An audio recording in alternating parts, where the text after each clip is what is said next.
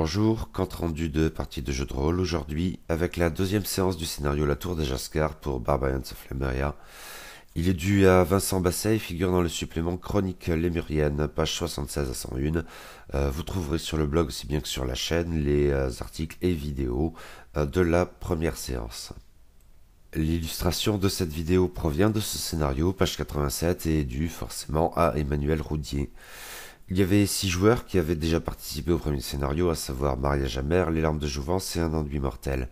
Ils incarnaient Calef, originaire des marais de Festrel, Batelier 1, Mendiant 0, Voleur 1, Ménestrel 2, Liu Junmi, un gataille d'ascendance Shilou, Barbare 0, Mercenaire 1, Dresseur 1, Gladiateur 2, Mirkan, originaire de Tyrus, Gamin des rues 1, Chasseur 3, Forgeron 0, Soldat archer 1, Narjeva, originaire d'Urseb, Esclave 0, Courtisane 1, Assassin 2, Prêtresse de Néméret 3, Népule Comrax, originaire de Zalut, Scribe 2, Alchimiste 4, Marchand 0, Médecin 1, et enfin Redhard Finken de Parsol, Docker 0, Matelot 1, Mercenaire 3, Marchand 1. Et voici maintenant le compte-rendu de cette séance sur la base des notes de Maître Népule Comrax.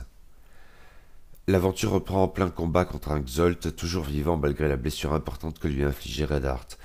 La créature s'avère étonnamment résistante, notamment au tir à distance, et pourrait bien engloutir tout le groupe sans sourciller, en commençant par Redhard, toujours au corps à corps. Liu tente d'amadouer l'animal et le repousse à l'aide d'une torche qu'il a récupérée auprès de la Noria. Maintenant qu'il y repense, Népule le crie à ses camarades. Les Xolt ont peur du feu.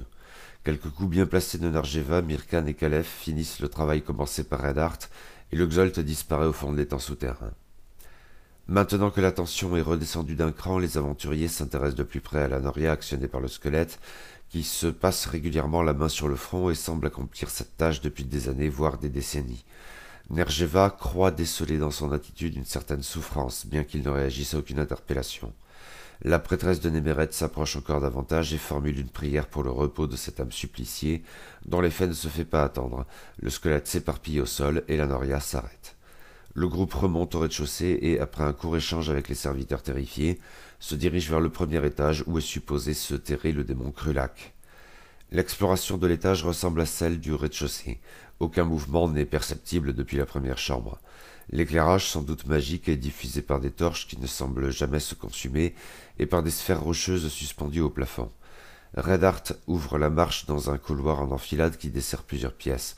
Une chambre utilisée récemment où Calef remarque des manuscrits étranges couverts de ce que Népule peut identifier comme des runes démoniques, mais le sens de l'ensemble lui échappe, il s'agit d'interpolation, comme pour un code peut-être, et la bibliothèque attenante remarquablement bien rangée, dans laquelle un singe cornu sirote tranquillement un verre de vin. Il se retourne et, apercevant les aventuriers, tombe à la renverse en poussant un cri strident. « Interdit !» Le cri vrille les tympans de Narjeva, qui s'écroule au sol, la tête entre les mains. Ce n'est pas tout, puisque Krulak, d'un simple mouvement des mains, se multiplie. Ce sont désormais 6 copies parfaitement identiques du démon qui s'apprête à se jeter sur le groupe. Calef et Mirkan blessent grièvement les plus proches de leurs traits acérés. Narjeva s'est ressaisie, mais elle est aux prises avec 2 ennemis qui la griffent avec férocité et lui infligent de profondes blessures. Redhard est également touché, mais Liu, souple comme une anguille, parvient à éviter leurs attaques. Mirkan transperce 2 singes d'une seule flèche, tuant le premier qui se dissout en une sorte de fumée qui se dirige vers le fond de la bibliothèque. Redhard en tue un second qui s'évapore dans la même direction, tout comme le troisième, achevé d'un coup de rapière par Narjeva. Népule et Liu ont remarqué ces étranges fumées. L'alchimiste interpelle ses camarades pour le leur signaler. Tandis que Liu et Redhard s'occupent des 2 singes restants, Narjeva se dirige vers le point de convergence des fumées. Redhard pourfend le dernier exemplaire de Krulak qui s'évapore comme les autres.